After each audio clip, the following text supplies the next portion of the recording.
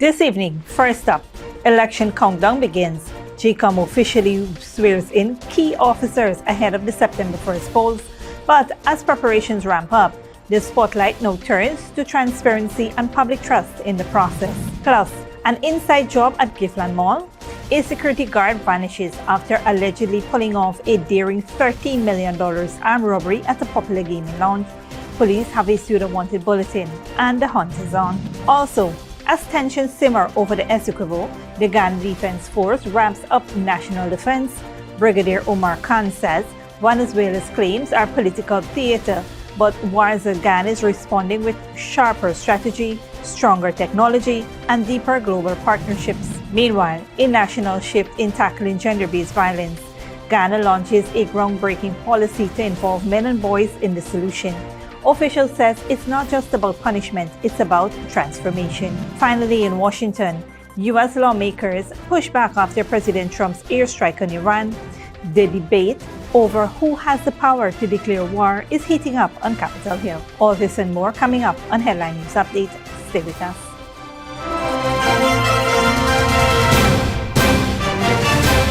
Welcome to this broadcast of Channel 2's Headline News Update for June 24th, 2025. I am Bibi Bacchus. Thank you for joining us.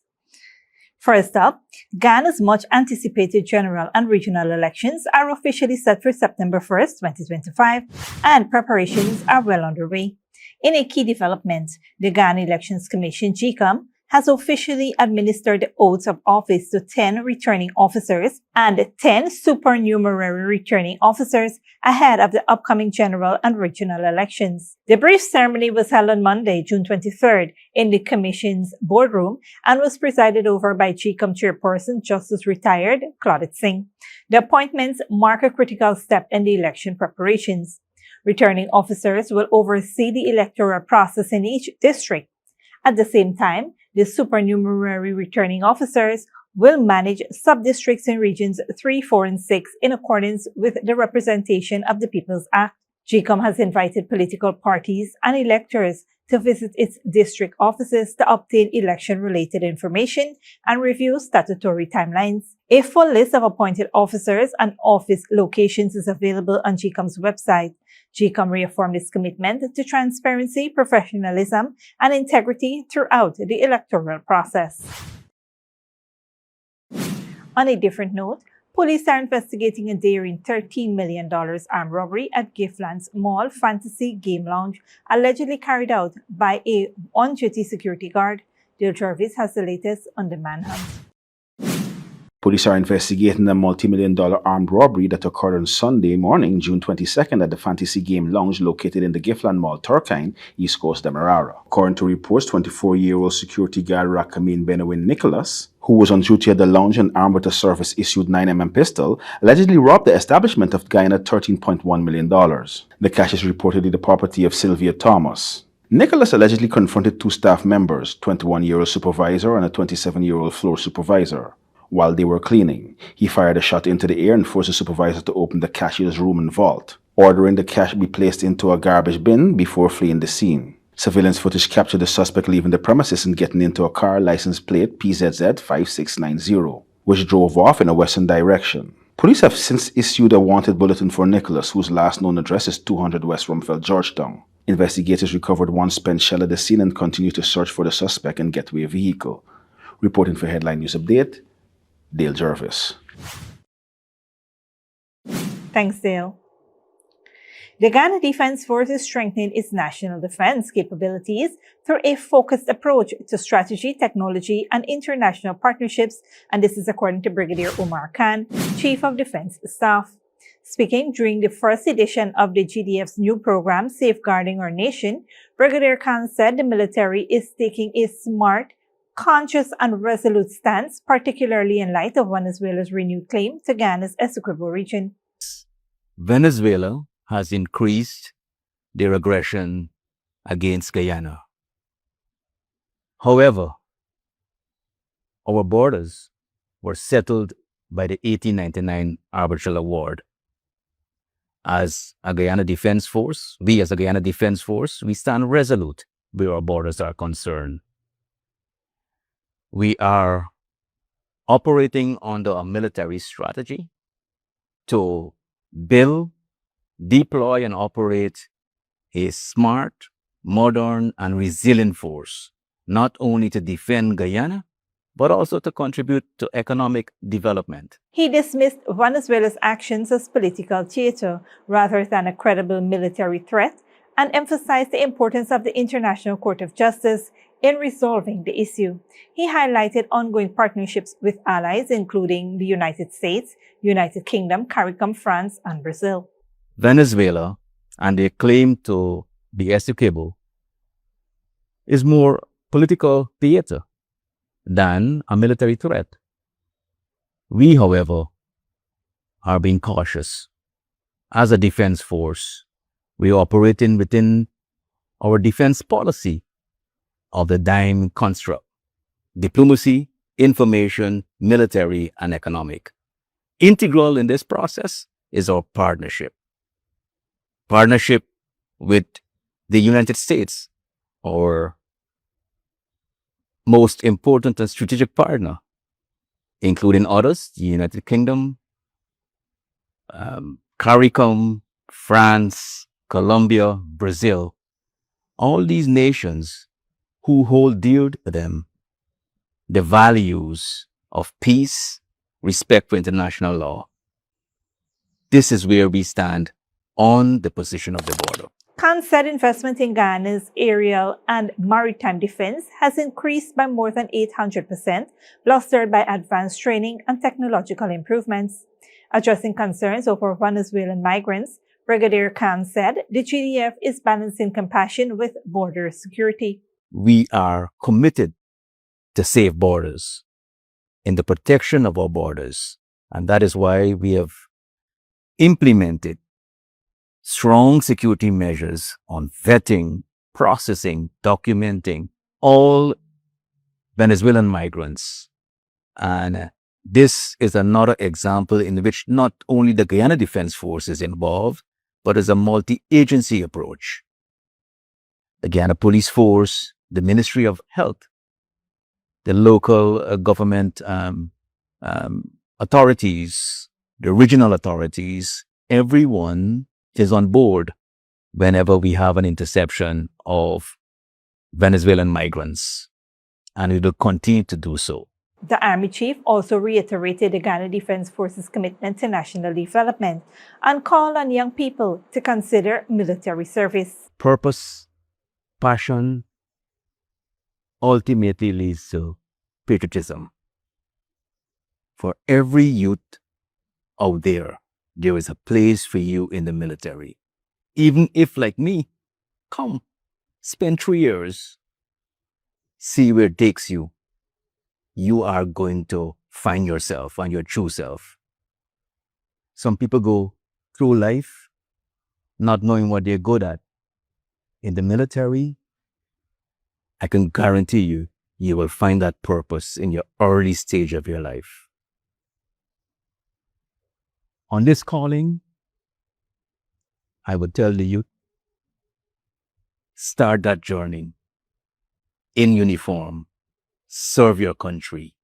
Your country needs you. We are looking for the next generation of defenders. You can be an engineer, a pilot, a cybersecurity specialist. Let your story begin in uniform. Let it begin in service to Guyana. The border controversy between Guyana and Venezuela remains pending before the ICJ, with a final ruling on the 1899 arbitral award. Stick around when we return. Fire victims in Monrepo receives new home through Men on a Mission, and family to legally challenge police over withheld autopsy report in Adriana Young's case.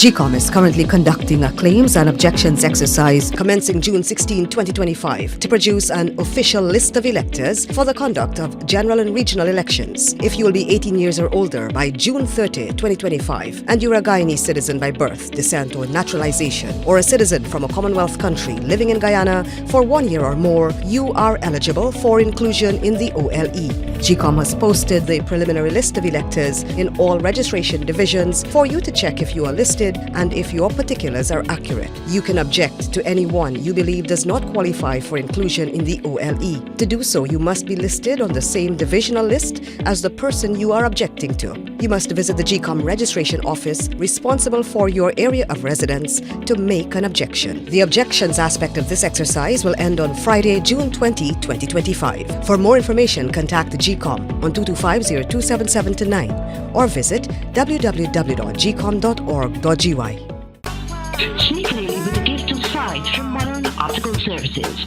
Let our professional team examine and prescribe what's best for your eyes. Common smiles make fashionable faces. See us for a full line of optical services, including brand name and prescription eyewear.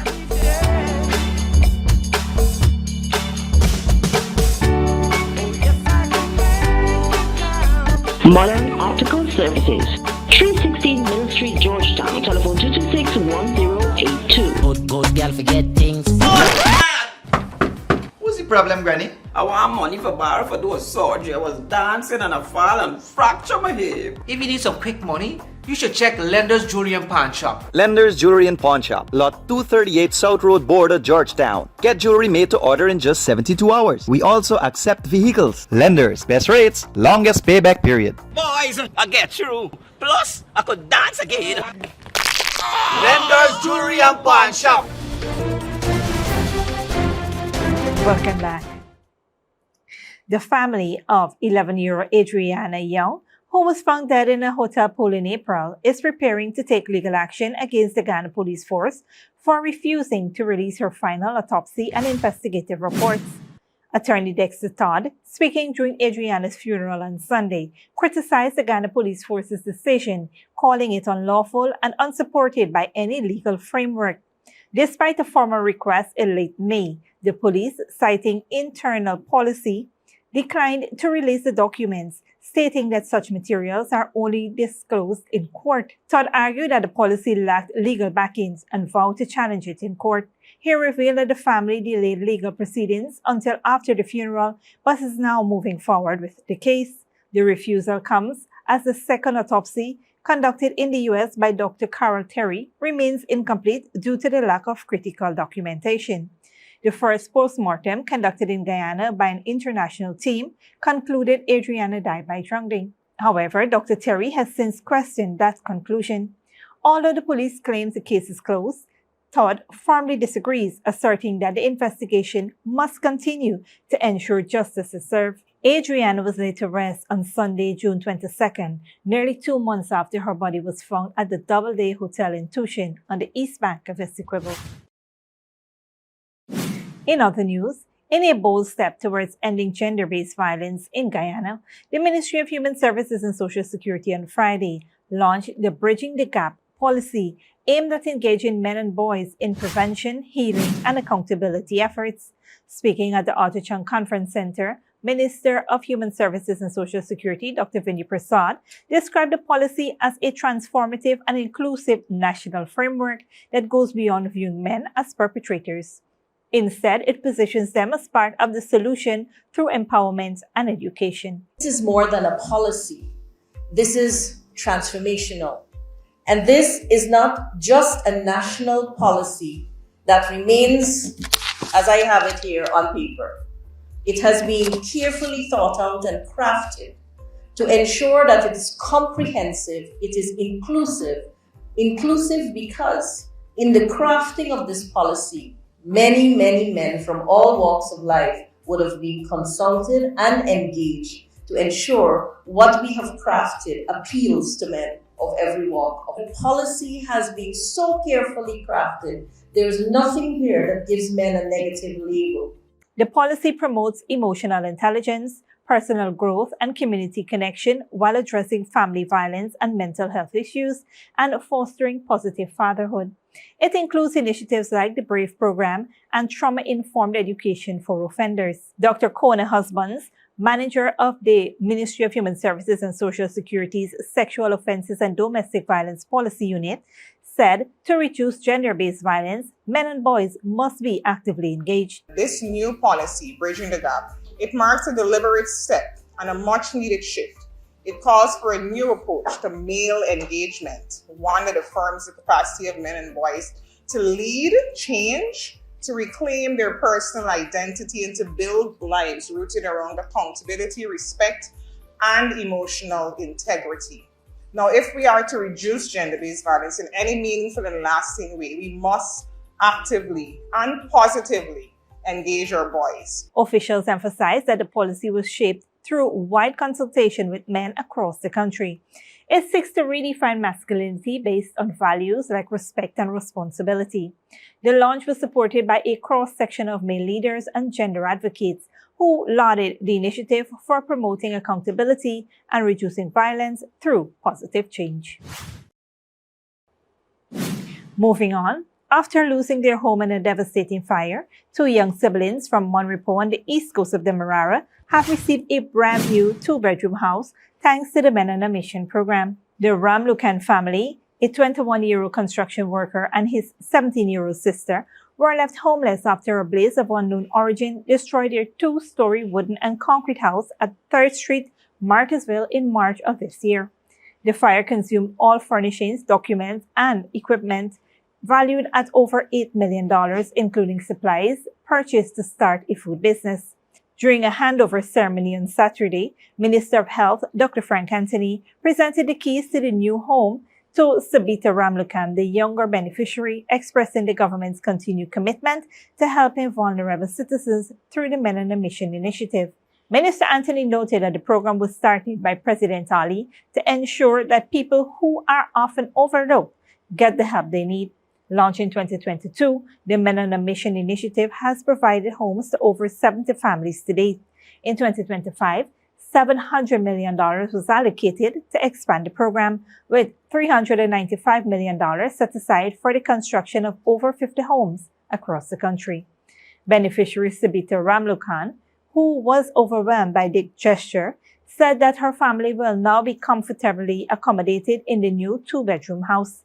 The grateful family expressed their gratitude to the government and the public for their support during their time of need. Don't go away after the break. Trump's budget demands Iran to split NATO summit focus, and Israel's relentless bombing campaign targets Iran's security and nuclear program.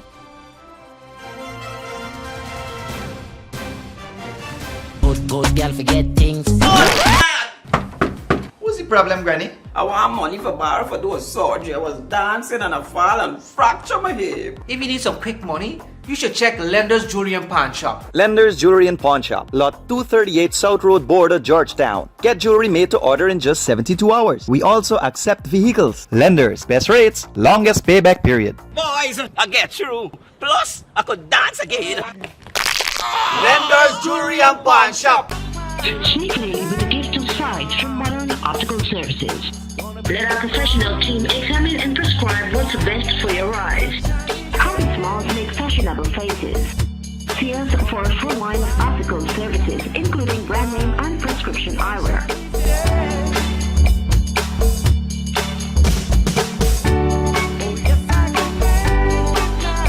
Modern Optical Services, 316 Mill Street, Georgetown, telephone 226-1082. GECOM is currently conducting a claims and objections exercise commencing June 16, 2025 to produce an official list of electors for the conduct of general and regional elections.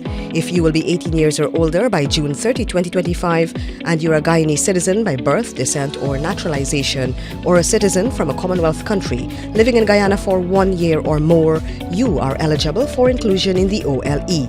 GECOM has posted the preliminary list of electors PLE in all of the registration divisions across Guyana for you to check if you are listed and if so, whether your particulars are accurate. You can make a claim for registration, change, correction to your particulars, or you can object to the inclusion of anyone who you believe should not be on the list. If you are desirous of making a claim or objection, you must visit the GECOM registration office responsible for your area of residence to do so. Visit the GECOM registration office responsible for your area of residence to conduct any of these transactions. All GECOM registration offices will be open from Monday, June 16 to Friday, June 20, 2025, from 8 hours to 20 hours. For more information, contact the GECOM on 225-0277-9 or visit www.gcom.org.gy.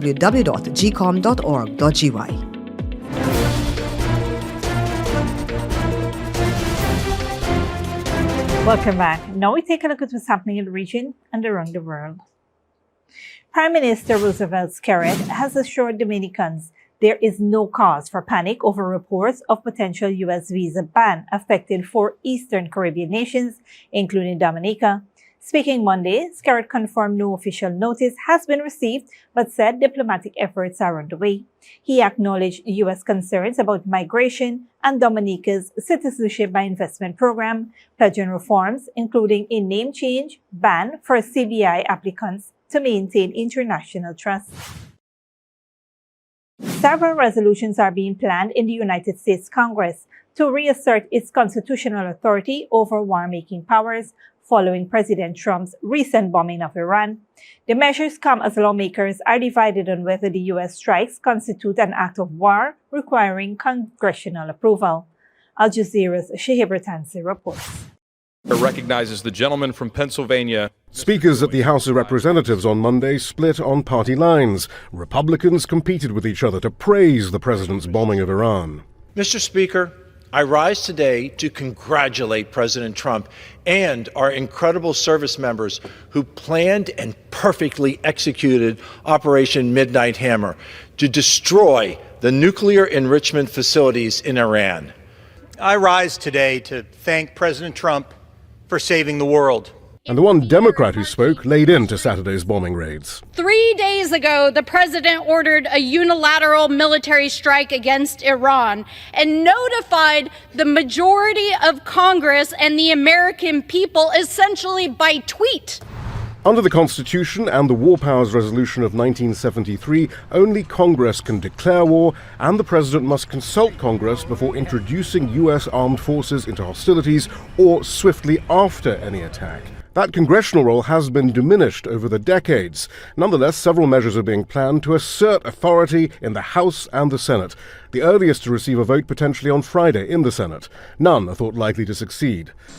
By and large, Republicans have lined up behind the president, but a few voices in the MAGA core of the party and the party's libertarian wing have spoken out. Representative Marjorie Taylor Greene wrote an impassioned post. It feels like a complete bait and switch to please the neocons, warmongers, military-industrial complex contracts, and neocon TV personalities that MAGA hates and who are never Trumpers. For his part, Donald Trump has singled out Republican Thomas Massie for attack on social media after he co-sponsored a resolution demanding congressional oversight of the war. It's a clear warning to other Republicans. The Democratic Party leadership has been relatively muted, though the Senate leadership is now supporting measures to assert the Constitution. But much of the mainstream of the party is hostile to Iran and outspoken in its support of Israel.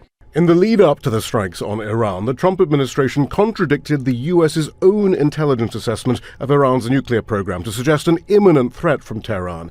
And that's what members of Congress are using to argue that President Trump had to act. Thank you very much. Shahib Tansi, Al Jazeera. Israel's bombing campaign of Iran has lasted more than a week. It's the biggest attack on Iran since Iran-Iraq war in the 1980s. Al Jazeera's defense editor Alex Gotopoulos looks at how much damage has been done.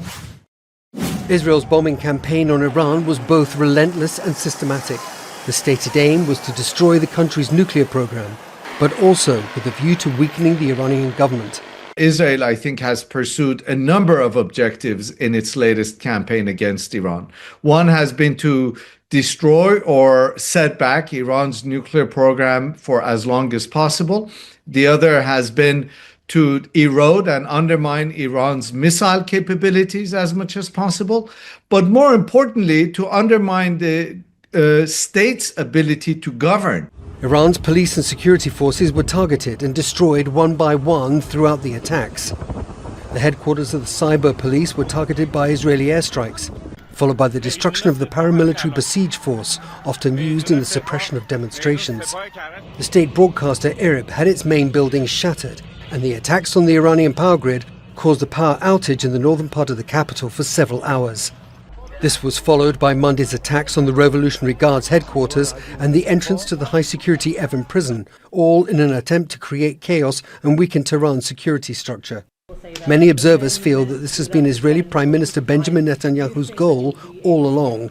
He's been the one who's been driving it. He's been driving the war into Lebanon. He's been driving the war into Syria. He's been driving the war into Iran. And he's been able to drag two administrations with him. And he's certainly been able to manipulate Trump into this war. With an air campaign that's lasted more than a week, Tehran's priority will now likely focus on rebuilding its forces and its badly dented security structure. Alex Katopoulos, Al Jazeera. NATO leaders may consider evoking Article 5, treating an attack on one member as an attack on all, though experts deem it unlikely unless pushed by Donald Trump. Al Jazeera's James Bates report. Leaders sit around this summit table. One option they have is to invoke Article 5 of NATO's treaty, which says an attack on one NATO nation is an attack on all 32 members. Oana Lungescu, who served as principal NATO spokesperson for 13 years, says that's unlikely unless Donald Trump himself forces the issue. I think if the President of the United States were to ask for allies to show solidarity, that would clearly be something that the other allies would take very seriously indeed. And that was very similar to what happened back on after 9/11, 2001, when the terrorist attack on the United States led to the first and only invocation of Article 5 of NATO, which eventually led to the operation in Afghanistan, where all allies were involved. Secretary General Mark Rutte faces the difficult task of keeping the NATO nations together at this time of great global tension.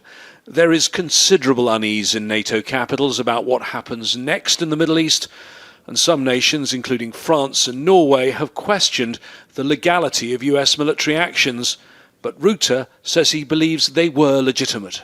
NATO has said Iran should not, and this is a consistent position of NATO, Iran should not have its hands on a nuclear weapon. So, and I would not agree that this is against international law what the US did. The Hague is known as the International City of Peace and Justice, the base of the International Criminal Court and the International Court of Justice. Many experts here believe US military action was a violation of the UN Charter. It's definitely disheartening that this prohibition to use force, which indeed predates the UN Charter, which is a very old and well-established international law, that's breached now so frequently, and then especially if it's being breached by permanent members of the Security Council. Here we can look at Russia, but now we can also look at the United States. There is a packed agenda for this summit, ranging from NATO military spending to the conflict in Ukraine. But the escalating crisis in the Middle East is bound to dominate proceedings now. James Bays, Al Jazeera, The Hague. This brings us to the end of our regional and global news coverage. Up next is the 3-day weather forecast.